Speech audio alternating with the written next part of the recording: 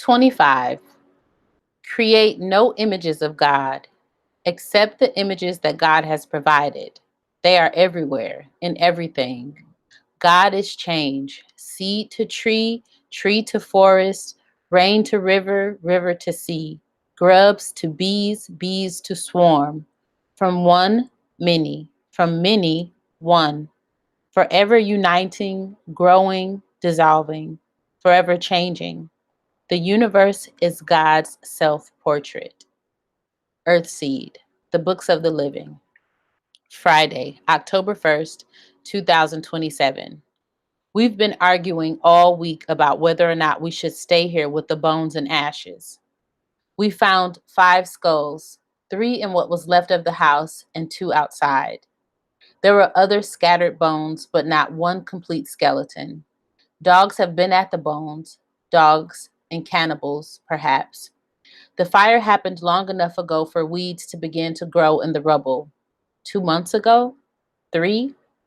Some of the far-flung neighbors might know. Some of the far-flung neighbors might have set the fire.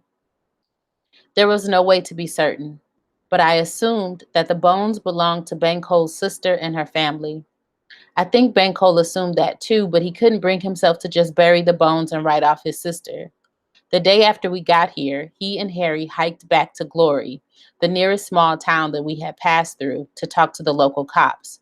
They were, or they professed to be, sheriff's deputies. I wonder what you have to do to become a cop. I wonder what a badge is other than a license to steal. What did it used to be to make people Banko's age want to trust it? I know what the old book says, but still, I wonder. The deputies all but ignored Banko's story and his questions. They wrote nothing down, claimed to know nothing. They treated Banko as though they doubted that he even had a sister or that he was who he said he was. So many stolen IDs these days. They searched him and took the cash he was carrying.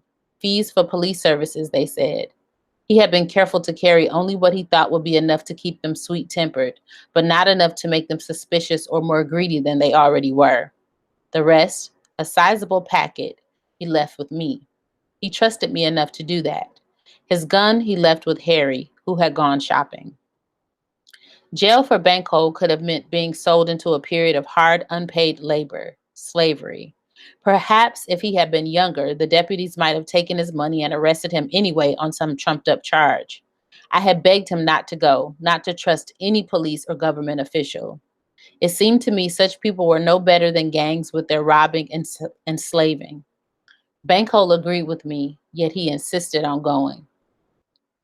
She was my little sister, he said. I have to try at least to find out what happened to her. I need to know who did this.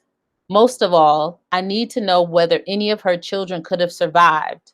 One or more of those 5 skulls could have belonged to the arsonist. He stared at the collection of bones. I have to risk going to the sheriff's office, he continued. But you don't. I don't want you with me. I don't want them getting any ideas about you, maybe finding out by accident that you're a sharer. I don't want my sister's death to cost you your life or your freedom. We fought about it. I was afraid for him. He was afraid for me, and we were both angrier than we had ever been at each other. I was terrified that he would be killed or arrested, or we'd never find out what happened to him. No one should travel alone in this world. Look, he said at last, you can do some good here with the group. You'll have one of the 4 guns left here, and you know how to survive. You're needed here. If the cops decide they want me, you won't be able to do a thing. Worse, if they decide they want you, there'll be nothing I can do except take revenge and be killed for it. That slowed me down. The thought that I might cause his death instead of backing him up. I didn't quite believe it, but it slowed me down. Harry stepped in then and said he would go. He wanted to anyway. He could buy some things for the group, and he wanted to look for a job. He wanted to earn some money. I'll do what I can, he told me just before they left. He's not a bad old guy. I'll bring him back to you. They brought each other back, Banko a few $1,000s poorer, and Harry still jobless, though they did bring back supplies and a few hand tools. Banko knew no more than he had when he left about his sister and her family, but the cops had said they would come out to investigate the fire and the bones. We worried that sooner or later they might show up. We're still keeping a lookout for them, and we've buried most of our valuables. We want to bury the bones, but we don't dare. It's bothering Bankhole, bothering him a lot. I've suggested we hold a funeral and go ahead and bury the bones. The heck with the cops. But he says no. Best to give them as little provocation as possible. If they came, they would do enough harm with their stealing. Best not to give them reason to do more. There's a well with an old-fashioned hand pump under the rubble of an outbuilding. It still works. The solar-powered electric pump near the house does not. We couldn't stay here long without a dependable water source. With the well, though, it's hard to leave, hard to walk away from possible sanctuary in spite of arsonists and cops. Bankhole owns this land, free and clear. There's a huge, half-ruined garden plus citrus trees full of unripe fruit. We've already been pulling carrots and digging potatoes here. There are plenty of other fruit and nut trees, plus wild pines, redwoods, and Douglas firs. None of these last were very big. This area was logged sometime before Bankhole bought it. Bankhole says it was clear cut back in the 1980s or 1990s, but we can make use of the trees that have grown since then, and we can plant more. We can build a shelter, put in a winter garden from the seed I've been carrying and collecting since we left home. Granted, a lot of it is old seed. I hadn't renewed it as often as I should have while I was at home. Strange that I hadn't. Things kept getting worse and worse at home, yet I had paid less and less attention to the pack that was supposed to save my life when the mob came. There was so much else to worry about, and I think I was into my own brand of denial as bad in its way as Corey's or Joanne's mother's. But all that feels like ancient history now was what we had to worry about. What were we going to do now? I don't think we can make it here, Harry said earlier this evening as we sat around the campfire. There should be something cheerful about sitting around a campfire with friends and a full stomach. We even had meat tonight, fresh meat. Banko took the rifle and went off by himself for a while. When he came back, he brought 3 rabbits, which Zara and I skinned, cleaned, and roasted. We also roasted sweet potatoes that we had dug out of the garden. We should have been content. Yet all we were doing was rehashing what had become an old argument over the past few days. Perhaps it was the bones and ashes just over the rise that were bothering us. We had camped out of sight of the burned area in the hope of recovering a little peace of mind, but it hadn't helped. I was thinking that we should figure out a way to capture a few wild rabbits alive and breed them for a sure meat supply. Was that possible? Why not if we stay here? And we should stay. Nothing we find farther north will be any better or any safer than this, I said. It will be hard to live here, but if we work together and if we're careful, it should be possible. We can build a community here. Oh God, there she goes with her earthseed stuff again, Allie said. But she smiled a little as she said it. That was good. She hadn't smiled much lately. We can build a community here, I repeated. It's dangerous, sure, but heck, it's dangerous everywhere. And the more people there are packed together in cities, the more danger there is. This is a ridiculous place to build a community. It's isolated, miles from everywhere with no decent road leading here. But for us, for now, it's perfect. Except that someone burned this place down last time, Grayson Mora said. Anything we build out here by itself is a target. Anything we build anywhere is a target, Zara argued. But the people out here before, I'm sorry, Banco, I gotta say this. They couldn't have kept a good watch, a man and a woman and 3 kids. They would have worked hard all day, then slept all night. It would have been too hard on just 2 grown people to try to sit up and watch for half the night each. They didn't keep a night watch, Banco said. We'll have to keep one, though, and we could use a couple of dogs, if we could get them as puppies and train them to guard. Give meat to dogs? Mora demanded, outraged. Not soon, Banco shrugged. Not until we have enough for ourselves. But if we can get dogs, they'll help us keep the rest of our goods. I wouldn't give a dog nothing but a bullet or a rock, Mora said. I saw dogs eat a woman once. There are no jobs in that town Bankhole and I went to, Harry said. There was nothing, not even work for room and board. I asked all over town. No one even knew of anything. I frowned. The towns around here are all close to the highway, I said. They must get a lot of people passing through looking for a place to settle, or maybe a place to rob, rape, kill. The locals wouldn't welcome new people. They wouldn't trust anyone they didn't know. Harry looked from me to Bankhole. She's right, Bankhole said. My brother-in-law had a hard time before people began to get used to him, and he moved up here before things got so bad. He knew plumbing, carpentry, electrical work, and motor vehicle mechanics. Of course, it didn't help that he was black. Being white might help you win people over faster than he did. I think, though, that any serious money we make here will come from the land. Food is gold these days, and we can grow food here. We have guns to protect ourselves, so we can sell our crops in nearby towns or on the highway. If we survive long enough to grow anything to sell, Maura muttered. If there's enough water, if the bugs don't eat our crops, if no one burns us out the way they did those people over the hill, if. Allie sighed. Shoot, it's if anywhere you go. This place isn't so bad. She was sitting on her sleep sack, holding the sleeping Justin's head in her lap. As she spoke, she stroked the boy's hair. It occurred to me, not for the first time, that no matter how tough Allie tried to seem, that little boy was the key to her.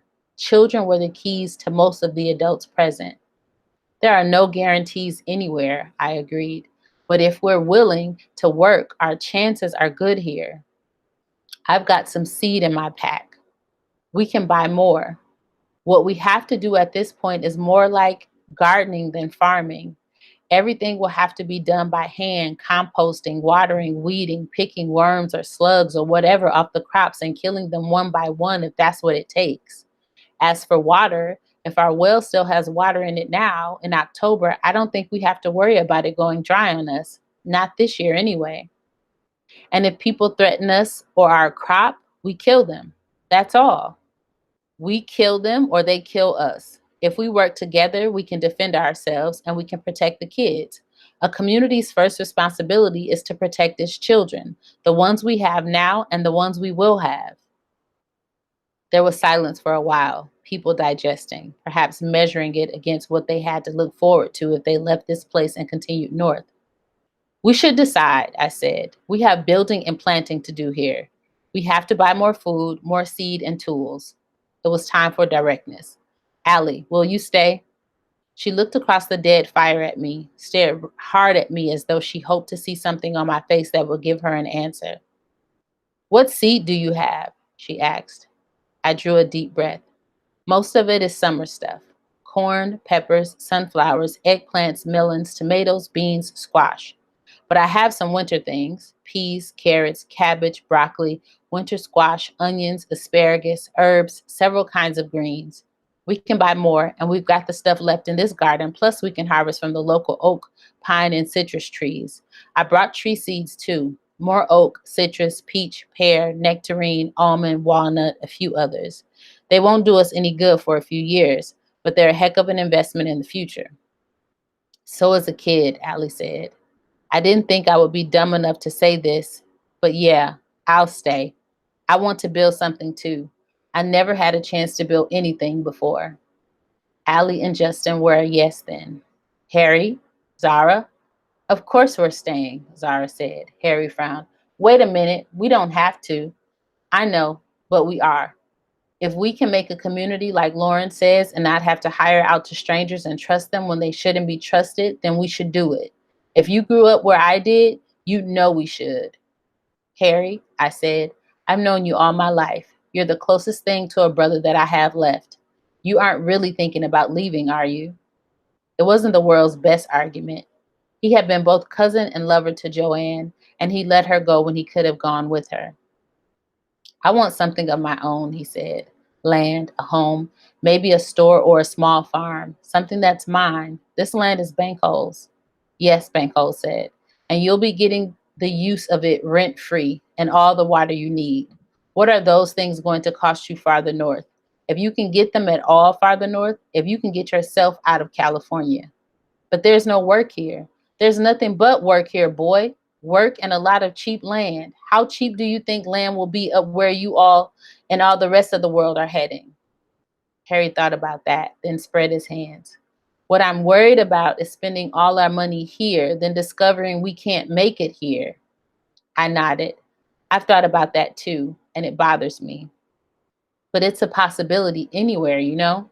You could settle in Oregon or Washington, not be able to get a job and run out of money. Or you could be forced to work under the conditions that Emory and Grayson found. After all, with rivers of people flowing north looking for work, employers can take their pick and pay what they feel like paying. Emory put her arm around Tori, who sat drowsing next to her.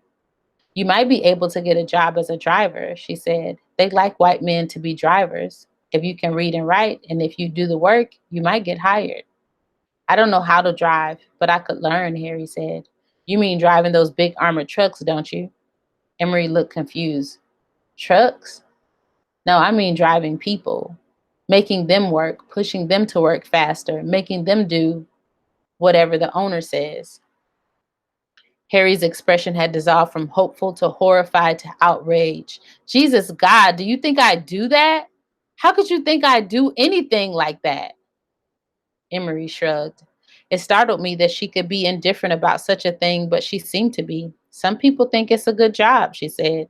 Last driver we had, he used to do something with computers. I don't know what. His computer went out of business and he got a job driving us. I think he liked it. M, Harry said. He pitched his voice low and waited until she looked at him. Are you telling me you believe I'd like a job pushing slaves around and taking away their children? She stared back, searching his face.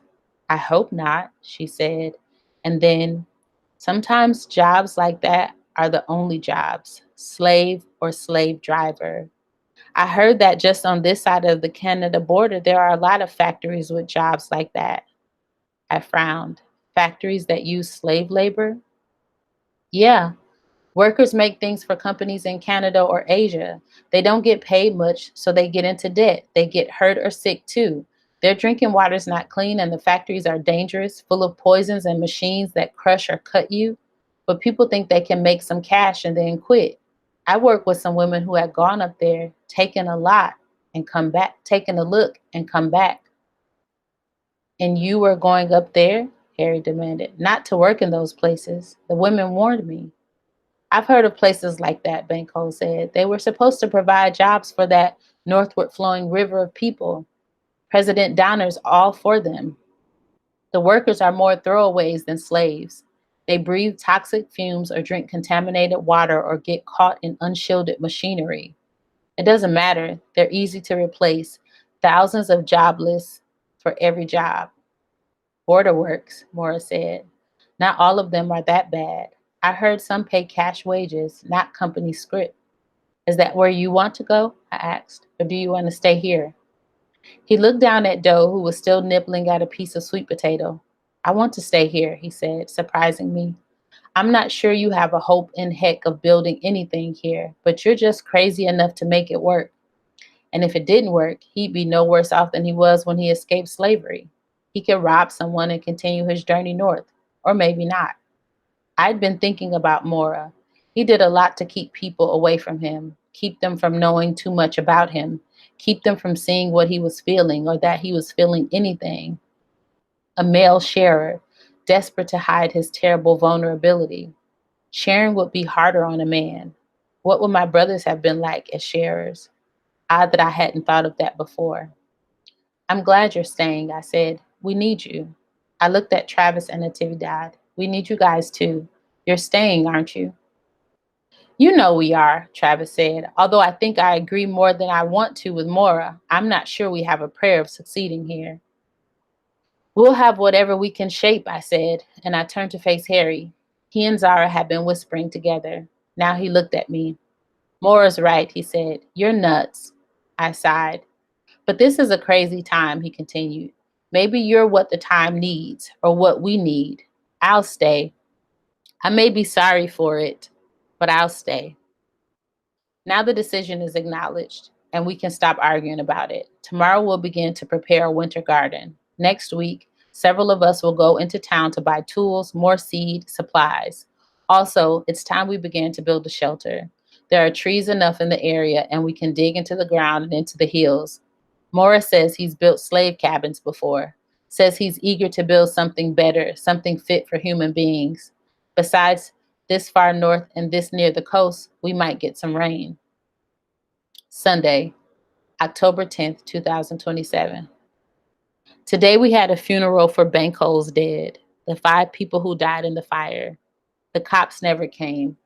At last, Banko has decided that they aren't going to come, and that it's time his sister and her family had a decent burial. We collected all the bones that we could find, and yesterday, Natividad wrapped them in a shawl that she had knitted years ago. It was the most beautiful thing she owned. A thing like that should serve the living, Banko said when she offered it. You are living, Natividad said. I like you. I wish I could have met your sister. He looked at her for a while. Then he took the shawl and hugged her. Then, beginning to cry, he went off by himself into the trees, out of our sight. I let him alone for an hour or so, then went after him. I found him sitting on a fallen log, wiping his face. I sat with him for some time, saying nothing. After a while, he got up, waited for me to stand, then headed back toward our camp. I would like to give them a grove of oak trees, I said. Trees are better than stone, like commemorating life. He glanced back at me. All right, Banko. He stopped, looked at me with an expression I could not read. None of us knew her, I said. I wish we had. I wish I had, no matter how much I would have surprised her. He managed a smile. She would have looked at you, then looked at me, then right in front of you, I think she would have said, but there's no fool like an old fool. Once she got that out of her system, I think she would have gotten to like you. Do you think she could stand or forgive company now? What?